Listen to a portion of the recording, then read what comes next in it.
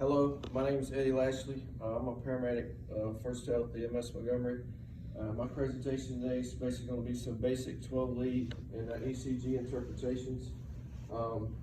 Give you some understanding of what's on the EKG strip that prints out, what all the ups and all the downs and all the humps mean, and some basic simplified ways to interpret your acute 12 leads that you may find in the field. First, we'll start with the initial labeling of the normal PQRST complex. This is a normal systolic, diastolic, and relaxing phase of the heart. So your first upward complex in a normal sinus rhythm is your P wave. Your P wave represents is normally upright, rounded. It represents depolarization of the atria. The atria contract. That is signified by your P wave. The first negative, if there is one, the first negative deflection after the P wave is called a Q wave. A Q wave by itself that's small in nature doesn't really mean anything. It's when the Q waves get bigger and deeper is when they can be significant. After the Q, you should have a positive deflection or R wave. At the peak of the R, the next negative deflection is your S wave, and this is your QRS complex. Your average Q, your basic QRS complex is going to look like that. This complex is the ventricles contracting. The atria get the impulse, the atria contract, that's your P wave. The atria relax in between, and then when the ventricles actually fire, that is your QRS complex. After the QRS, you have your T wave. T wave represents repolarization, or the ventricles are waiting for the next impulse. And the normal T wave is normally upright and rounded. On your standard 12 lead, when you print out, you can see normally at the top, your machine or your device will label the rhythm, and also it will give you numbers, axial measurements, QRS duration, of course heart rate. These are really important when you're trying to look at underlying causes of myocardial injury. So I'll throw out some numbers there to you. Going back to the P wave, normal P wave is upright and rounded. If for some reason you may see any P waves that look similar to that, tall or peaked or kind of camelback hump, that's hypertrophy.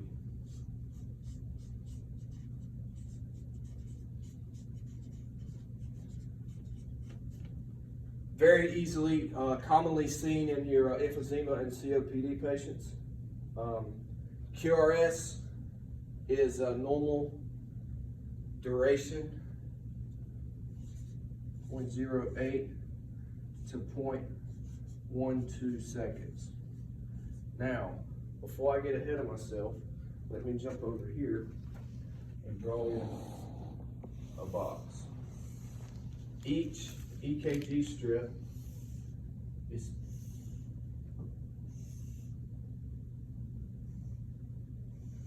is one big box,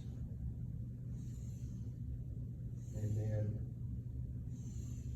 basically have a 5x5.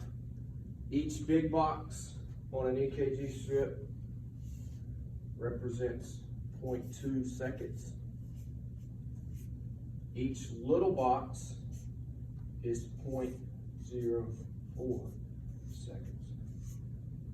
So 5 big boxes across on an EKG strip is 1 second.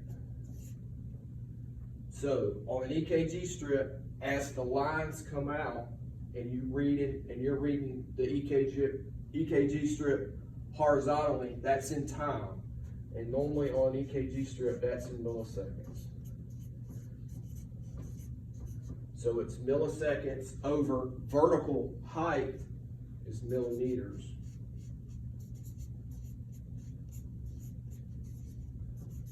So when you see a QRS duration that says 120, that's 120 milliseconds or 0.12 seconds.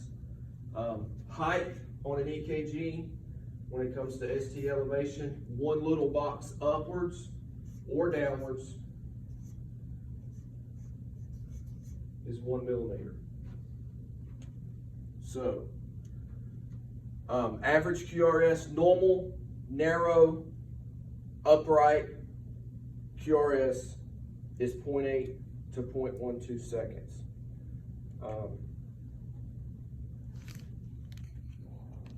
Now, axis measurement. Left and right. Your axis is measured on your 12 lead. In leads 1, 2, and 3. Your polar leads. So a normal QRS, when you see the complex is pointing is upwards or positive in leads 1, 2, and 3. If you have upright complexes, all upright complexes in leads 1, 2, and 3 are your polar leads. The axis is normal. And that number, the normal axis, is 0 to 90 degrees. Now, what makes a complex upright or negative? Well, your standard monitor on your 4 lead is red left leg, ground right leg, white to the right, and black to the left. So if a positive QRS is caused by the impulse traveling from the SA node towards the positive electrode. So a normal sinus rhythm that originates in the SA node is traveling to get to the ventricles, has to travel towards the left leg. That makes the complex upright. A negative complex could be the opposite. You could have an impulse that's originated in the ventricle that is traveling away from the left leg, will make the complex negative. Or you could have an axis deviation or a bundle branch block. So a left axis would be most common, upright V1, negative deflection in V2 and V3. That is a left, or a textbook terminology is pathological, meaning by itself, a pathological left axis is an anterior hemiblock. And those numbers range from negative 40 degrees to negative 90 degrees. Now, as the impulse goes through the conduction system, beginning at the SA node, gets to the AV junction, the bundle of his, then you have your right and your left, but your left bifurcates into 2. So right bundle branch, left anterior, left posterior hemifascicle of the bundle of his. So a left axis deviation is a block in the left posterior hemifascicle of the left bundle branch. So that complex is made negative because it starts at the SA node, yes, but once it doesn't reach its final destination, when it gets to the block, it has to change direction to get back to the ventricles, so it's moving away from the left leg, makes the complex negative.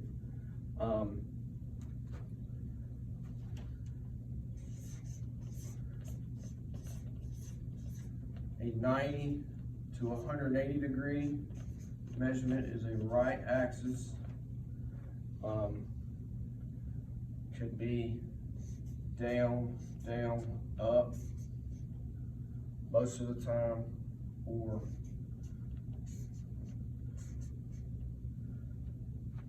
just 90 to 180 is the right axis. And that's going to be significant with a posterior hemiblock. So again, the back side of the heart, or excuse me, the back side of the bundle of his, where the left bundle branch bifurcates, you have an anterior and posterior hemifascicle. A right axis will give you a block in the back side of the left bundle branch.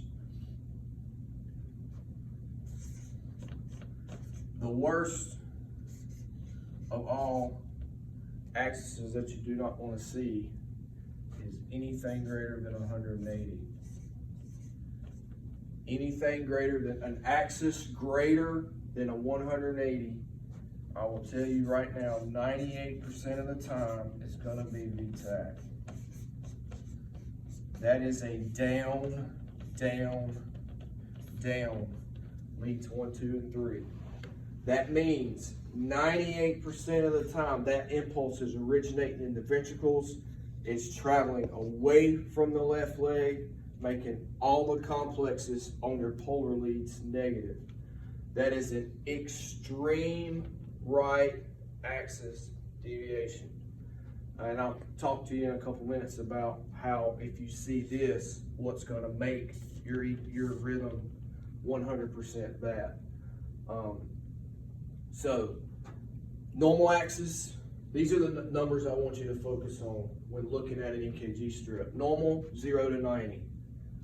Pathological left makes a left anterior hemiblock, -40 to -90.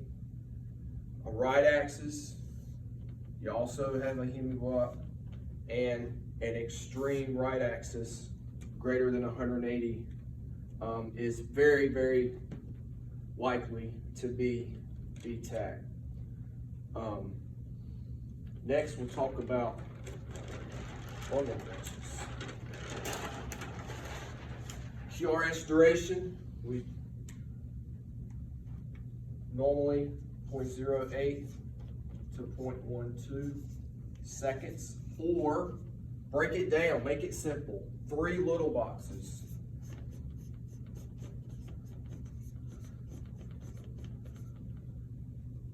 3 little boxes on your EKG strip is 0.12 seconds. A QRS complex that is wider than 3 little boxes is a bundle branch block. More common is a left bundle branch. And you're probably likely to see something like that in lead V1. Let's talk about lead V1. So, left side or right side block. The first thing you have to define a bundle branch block is a QRS greater than 0.12 seconds. So that number on an EKG is going to be in milliseconds, 120. Anything greater than 120 milliseconds on a QRS duration is a bundle branch block. How do we know if it's a left or a right? We look in lead V1, our precordial leads. We know V1 goes just to the right of the sternum, fourth intercostal. Lead MCL1 or V1 is a diagnostic lead. You can measure, you can see the presence of bundle branch blocks. V1 is very critical, or it is very helpful in also ruling in or out wide complex tachycardia that is VTAC. How do we monitor and lead V1? On our monitor is once we've done our 12 lead, we take our positive wire, our red wire, stick it on V1 and look at lead 3 on our monitor, and that will give us MCL1.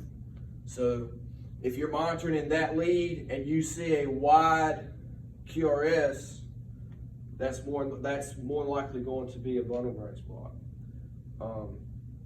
So left or right?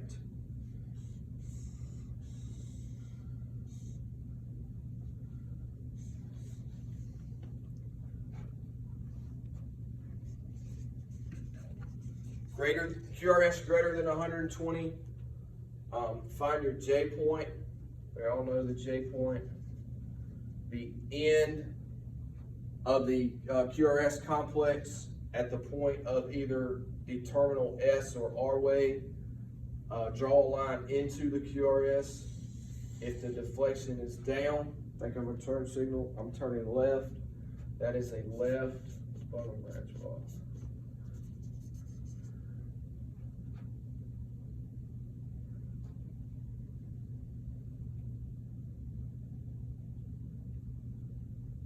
Opposite here. Right. I'm saying R, S, R.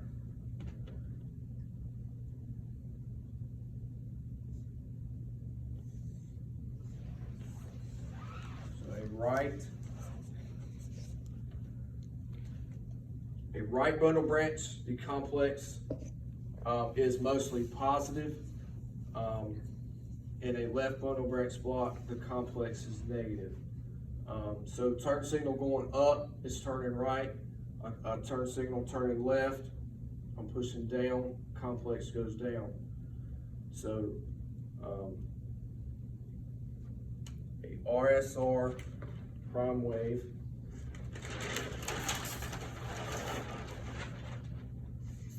talked about the QRS. First positive is R, S, R. R, S, R prime. That is a right bundle branch block in lead V1. If you see an RSR in lead V1, that is a bundle branch block because the impulse is delayed in the conduction system at the bundle of His as it's getting to the ventricles for the ventricles to fire. It's having to change direction to find the quickest, easiest pathway to the Purkinje fibers. As that impulse is delayed, it's widening this QRS, making it, causing it to be blocked. And the duration is greater than 120 milliseconds.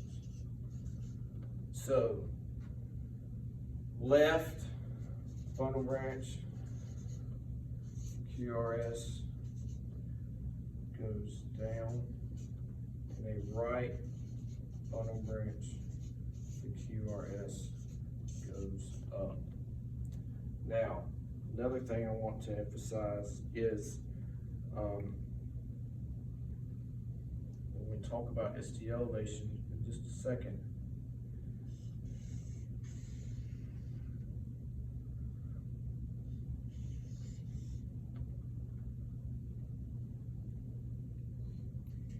J point.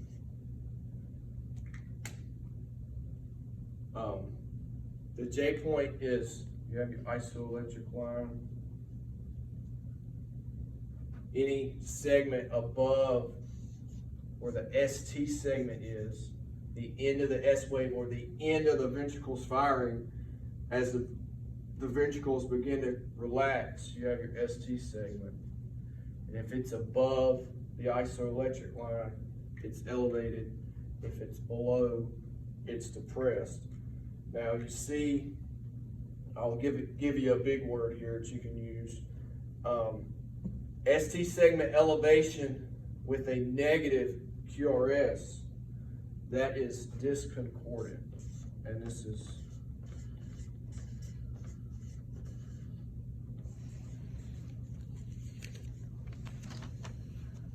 Very important when talking about STEMIs in just a second. So a discordant ST segment would be in the presence of more than likely a left bundle branch block because it looks elevated. When we talk about STEMIs, it looks elevated in lead V1 because we're measuring bundle branches in lead V1. We see that negative QRS with that upright ST segment. It's the opposite, so it's discordant. And a concordant would be the opposite of that. We'll talk about that here in just a second. So left and right bundle branches, QRS has to be greater than 120 milliseconds measured in lead V1. Lead V1 is also called MCL1, modified chest lead. Take your red wire, stick it to your V1, your V1 electrode monitoring lead 3. That gives you MCL1. So,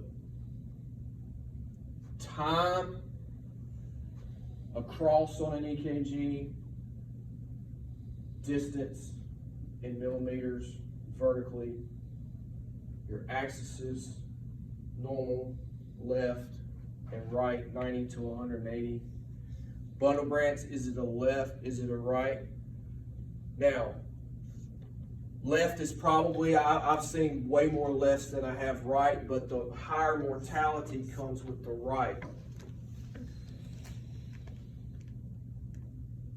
No patient's going to tell you when you walk up to them and they're complaining of chest pain, they're not going to look at you and say, my left bundle's acting up again. They're not going to know that's there. So, we don't have baseline 12 leads of all our cardiac patients either. So we need to figure out, is this a new onset or is this something they live with every day? And we can see that on a good 12 lead.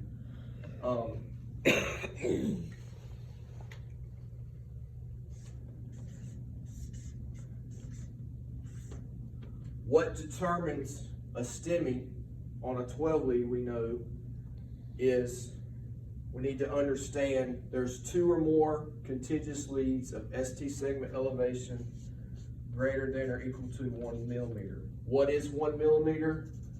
One little box. An ST segment that is elevated more than one little box in contiguous leads on a 12 lead is indicative of a STEMI. Well, what leads are we looking at? Which leads are married to who?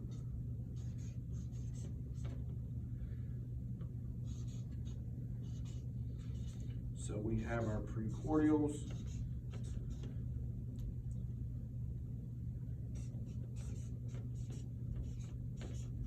We have our, now, think of a 12 lead. When a 12 lead prints out, you have 12 different leads that the heart is looking at, but you only have 10 cameras, 10 electrodes, so you have 12 different planes, call it being the 12 lead looking through 10 different camera lenses is what makes up your 12 lead. AVF, augmented vector foot, all that is a polar lead coming from the foot. It's receptive to the right coronary artery. So the right coronary artery supplies blood to the inferior portion of the heart. Just when you're thinking about your electrodes, think of them as a camera. What is laying underneath where my electrodes are placed? That's where your machine or your monitor is looking. So our groups, ISAL, I see all leads. Inferior, V1 and V2, laying over the septum, septal, V3 and V4, anterior, and V5 and V6 is your lateral. So,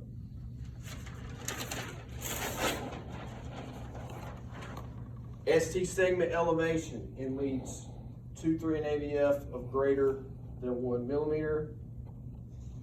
You're looking at an inferior infarct affecting the right coronary artery. Now, I classify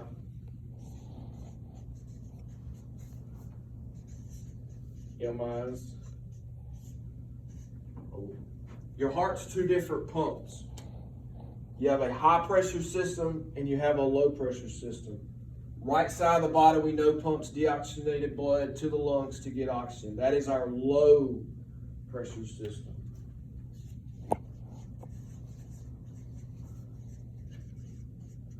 Left side is our high pressure system. Because that left ventricle, that muscle's thicker because it's got to pump blood to throughout all the distal points of the body. So a right-sided MI involving the right coronary artery, it's already under low pressure.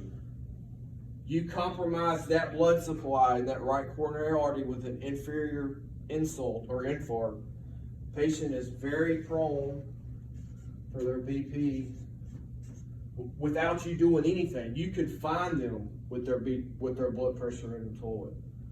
So these people need aggressive, very aggressive fluid management. I'm talking 2 liters, because you're going to see the low numbers. You may even see JVD, but their lung sounds, unless they're compromised and already in heart failure, they're going to have clear lung sounds. So you can give them all the fluid they can stand, because every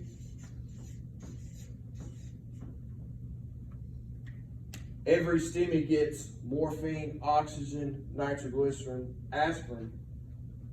You go throw a nitroglycerin to someone with a right coronary infarct and you don't know exactly what their blood pressure is doing, not a good day.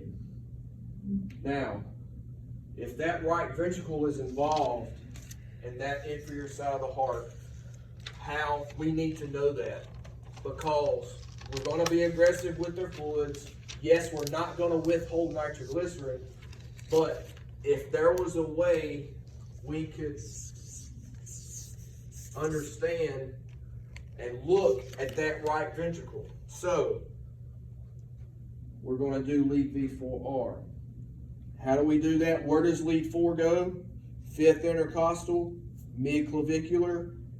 Put an exact duplicate electrode on the right side of the chest. So you're looking 5th right side mid-clavicular. That sticker is going to lay right over the right ventricle. Next, we want to go to the back side. This is a 15 lead ECG. We're adding 3 more leads to our system. That's a shoulder blade. Pretty awesome, right?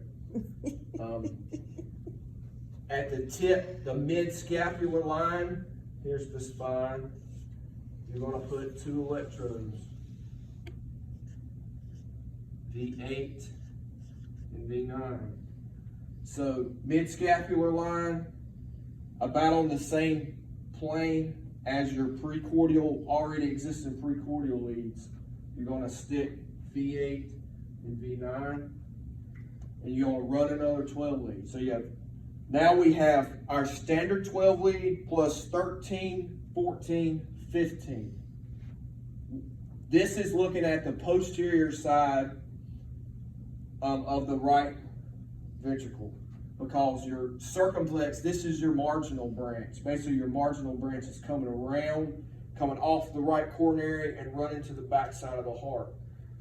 Supplied by the right coronary, which is looking in leads 2, 3, and AVF. So if we have STEMI changes in the inferior leads, we're going to flip that V4R electrode. We're going to stick V8 and V9, run another EKG, And if you see ST elevation of 1 millimeter or more in V4R, that is a right ventricular infarct. An inferior infarct with right ventricular involvement. And these patients need fluid, lots and lots of fluid.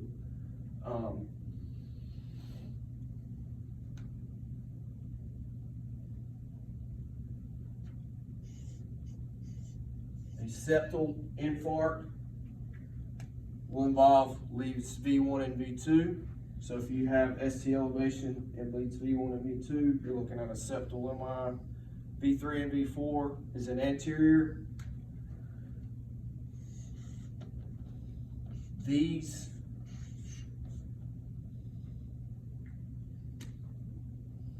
are coming, your septum, anterior, and lateral are coming from the left coronary artery. Again, low pressure, high pressure, Widowmaker infarct. A Widowmaker infarct is a proximal occlusion of the left coronary artery because it has to supply blood to the anterior septal lateral portion of the heart. It's a high pressure system. These patients are more likely to be hypertensive when you get there. So yes, we can still give them fluid, but they need nitrates. They need pain management to get their pressure down. That's going to lead you to, depending on the location of the elevation in these areas, you're going to see whether it's a proximal or maybe the circumflex.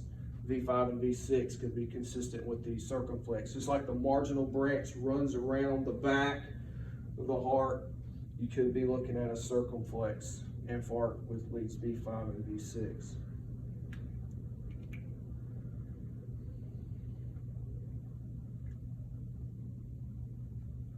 Okay, so we have our 15 lead. We've diagnosed inferior, septal, lateral, anterior. Now, what if you have ST segment elevation and only one lead?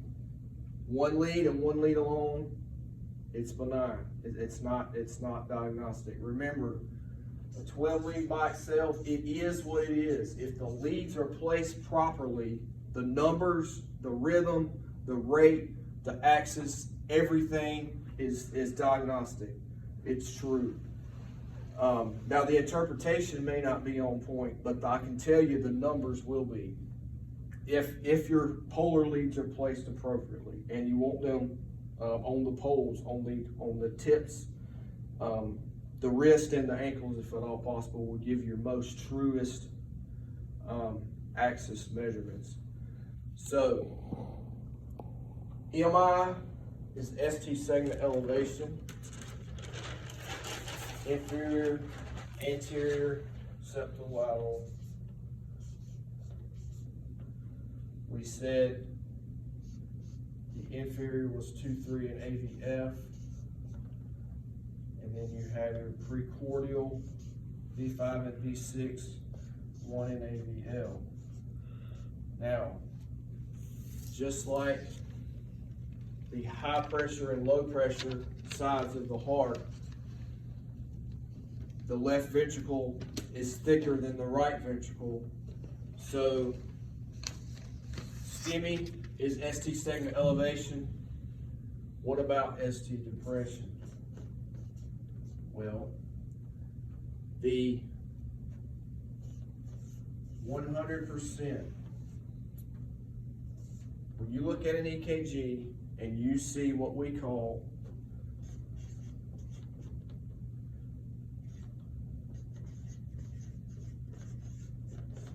reciprocal, another fancy word, changes, that is without a doubt, nobody can steer you wrong, MI. And all that is reciprocal changes.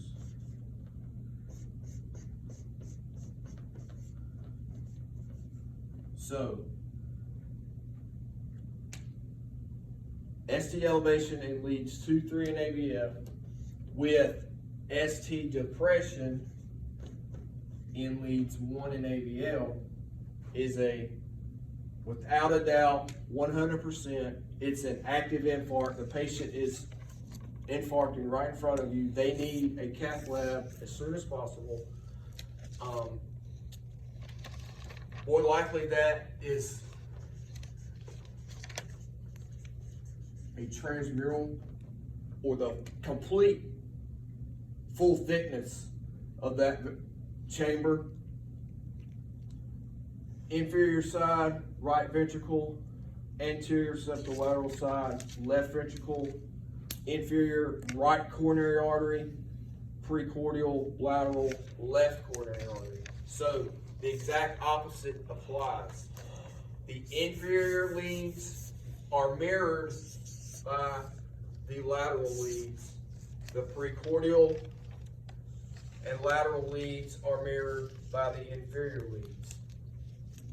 And if that's as clear as mud, to understand a lateral septal or anterior infarct with ST elevation in 2 or more of these leads, followed by ST depression on the inferior leads.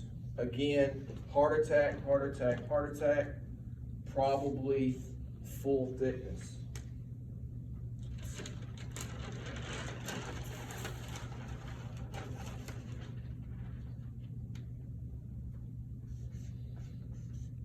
Talked about those 12 leads. Talk about those 12 leads on an EKG strip through those 10 different cameras. The lead that is always ignored is AVR. What in the crap is AVR? AVR is augmented vector right. All AVR is if you take an electrode and it is looking at the heart through the right shoulder. Okay? So if I put an electrode on your standard 12 lead, you can put, sometimes it's appropriate to put your leads, if the patient's moving around, on the shoulders. So if I put a lead on the right shoulder, take my positive wire, put it on my right shoulder, look in lead 3, that is AVR. So a normal supraventricular sinus rhythm, the impulse begins in the SA node. Now that my positive electrode is on my right shoulder, it's going to get, for that impulse to get to the ventricles, it has to travel away from my right shoulder. So that makes the complex down, negative. All normal sinus rhythms, I would say greater than 90% of all supraventricular rhythms, AVR is always negative. That's why we just ignore it, because it always looks the same. It's always negative. It's always negative. It's always negative. Okay. Remember that. Augmented vector right.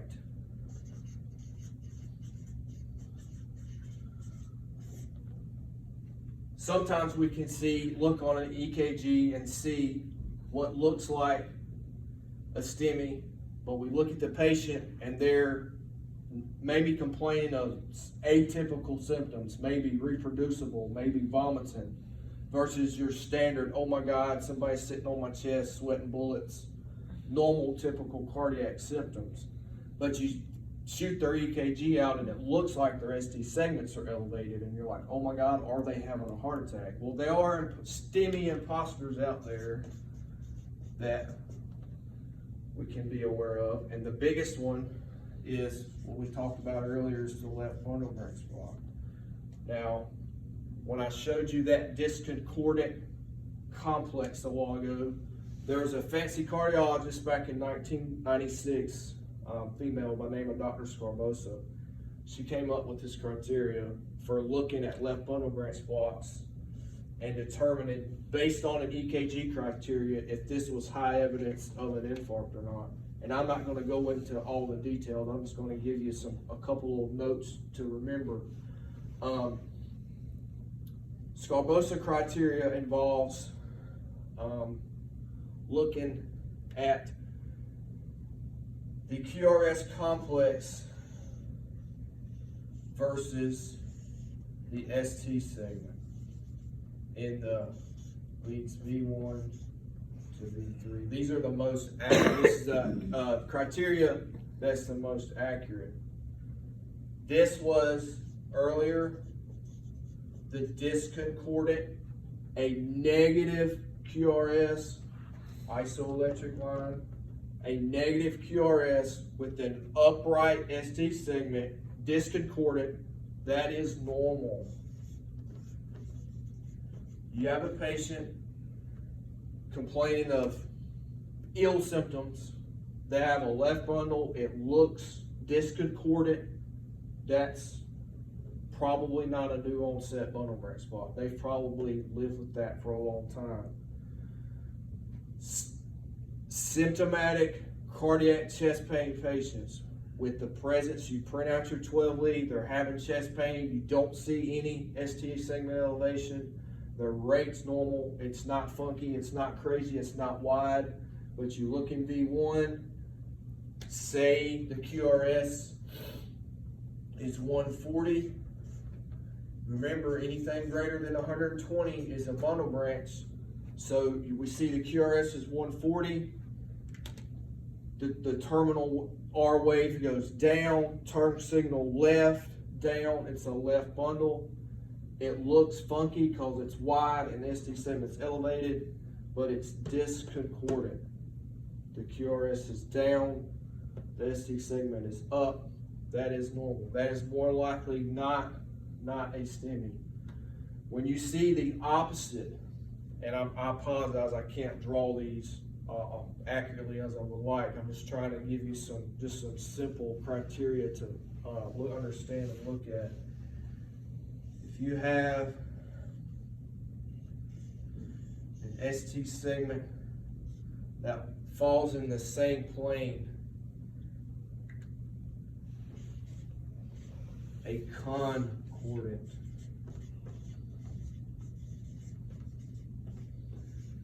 All these fancy words. Yes, big words, big words. You want to impress a doctor or a nurse. Oh my God, you never impress a nurse. Walk into an ER room and start throwing words like reciprocal, concordant, augmented vector, right? They're gonna look at you with 14 eyes.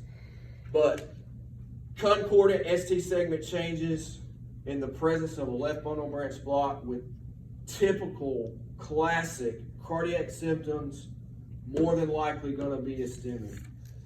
That's just a quick little tip to remember when thinking about a left bundle in the presence of cardiac chest pain. Imposter, no imposter, left bundle is probably your biggest imposter, but remember, EKG negative with an upright QRS, normal, same plane, depressed ST segment with a negative QRS, more likely a STEMI. And last, but oh my God, not least, my favorite rhythm of all, the VTAC.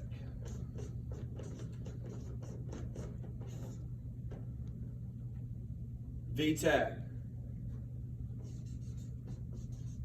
Wide, crazy, funky. Wide, rate greater than 120. QRS greater than 0.12 or 120 milliseconds. A QRS duration on a 12 lead that's 170 or greater, your ejection fraction is at best 50%. VTAC is most oftentimes going to be regular. So your R to R's are going to march out. It's going to look the same. Another fancy word, monomorphic. Oh my God, monomorphic. All the triangles look the same. Monomorphic. Polymorphic. Oh my God, another big word. They don't look the same. And I kind of I really do apologize. My drawings are awful. Look the same, monomorphic. Look the different, polymorphic. What's VTAC? Remember, bundle branches. The QRS is wide, correct? It could be sinus tack with the bundle branch block. What makes a wide complex tachycardia VTAC? 90% of all wide complex tacks end up being VTAC. Earlier, when we were talking about axis, we did the ERAD, greater than 180 degrees. If you have a 12 lead that's wide, crazy, and funky with the QRS, with an axis of an extreme right, all you have to do is look at V1 next. If the QRS complex is upright in lead V1, VTAC. Do not go any further. That is VTAC, hands down. That is the simplest, easiest way to rule in VTAC. But VTAC, this is VTAC in the right ventricle. That's what this is. An extreme right with an upright V1 is a right ventricular origin VTAC. Now you can have a normal axis and still have VTAC, but there's a couple other different things you can look at. But what I would focus on is wide, fast, crazy looking rhythm. Look at the patient first. A patient's not going to stay in VTAC. They're going to be sick. Trust me, they're going to quickly lead to sick. A wide, crazy rate, whether the complexes look the same or different, is going to be relied upon lead V1 and that always forgotten AVR. So an extreme right with an upright V1, VTAC. Another key indicator to look at, we talked about earlier, the RSR prime being a right bundle branch block. Big mountain, little mountain. Wide, crazy, fast, not quite extreme. Look at V1 if you have a big mountain and a little mountain. RSR prime, right bundle branch, little mountain, big mountain. It's the opposite. This is a right bundle. This is VTAC. Steeple and pray for people. If you have this one single big mountain in V1 with the wide, fast, crazy rhythm, more likely going to be VTAC, or a notch or a slur on the downstroke of lead V1 is VTAC. If nothing else, if you can't figure it out, the patient's maintaining, but the rhythm is wide, fast, and crazy, it's not extreme right, V1, I can't really tell. Look at all the precordial leads, V1 to V6. If leads V1 to V6, if all the complexes are the same, meaning if V1 through V6, if all the complexes are up or down, more than likely VTAC, because it's a single focal point somewhere in the ventricles where it's originating from. And if that doesn't fail,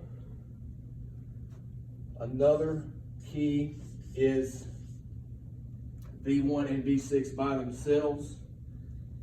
If V1 is up and V6 is down, that's high evidence of VTAC. Or, last but not least, just look at AVR. I would go with this when looking for VTAC. If you don't have the tattletale 180 and upright, look at AVR.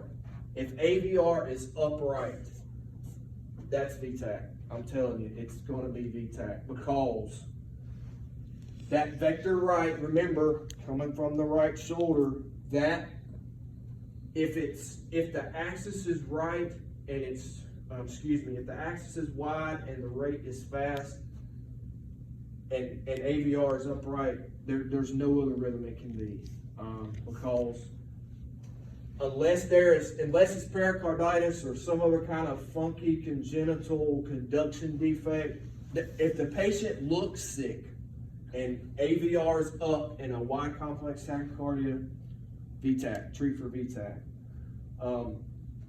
My pictures are awful. I'm sorry.